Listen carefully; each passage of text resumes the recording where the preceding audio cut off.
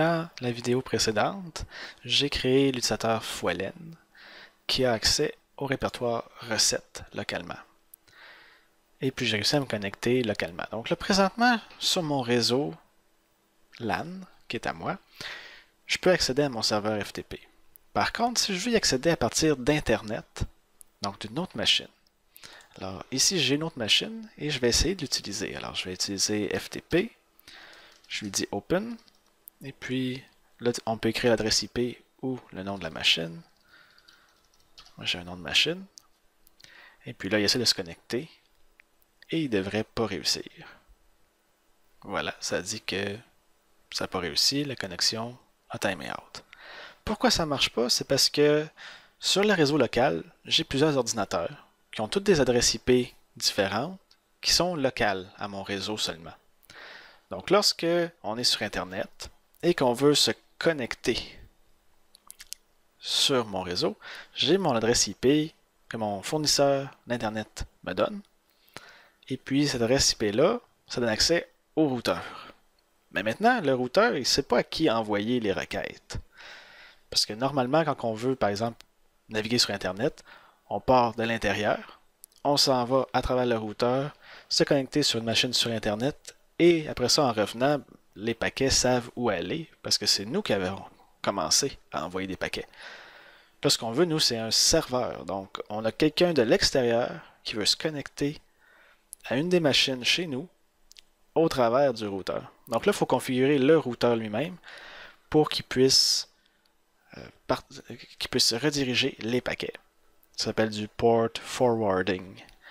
Le problème ici, c'est que pour configurer ça, ça dépend du routeur. Chaque routeur a une interface différente. Alors, je vais vous montrer juste les grandes lignes, mais vous allez devoir regarder dans votre routeur comment ça fonctionne. Mon routeur, c'est le Home Hub 1000 de Bell. Et puis, pour pouvoir rediriger des ports avec celui-là, il faut aller dans Advanced View. Puis ensuite, en bas, dans Network Settings.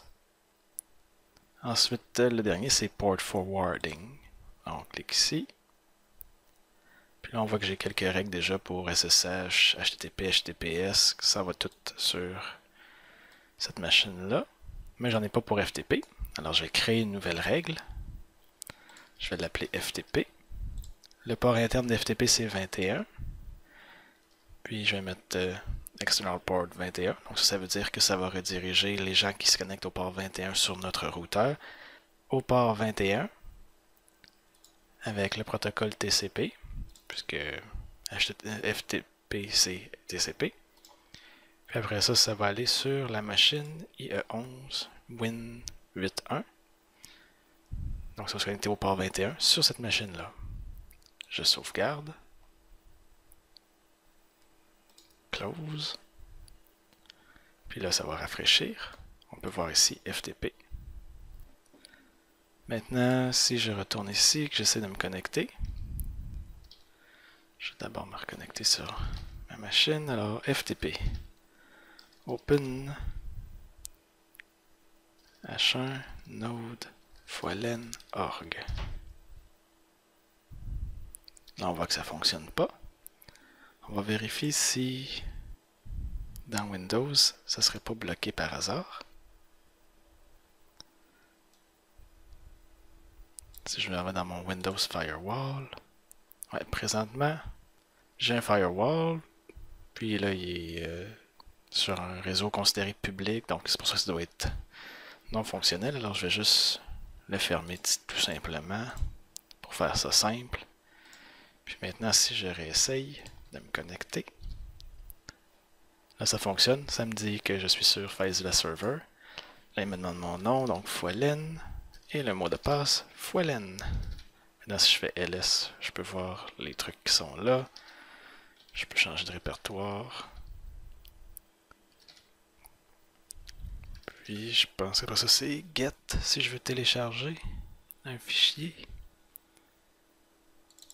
Ouais. Donc, get. Planteur. Ok, ça n'a pas fonctionné. Je vais essayer sans les apostrophes.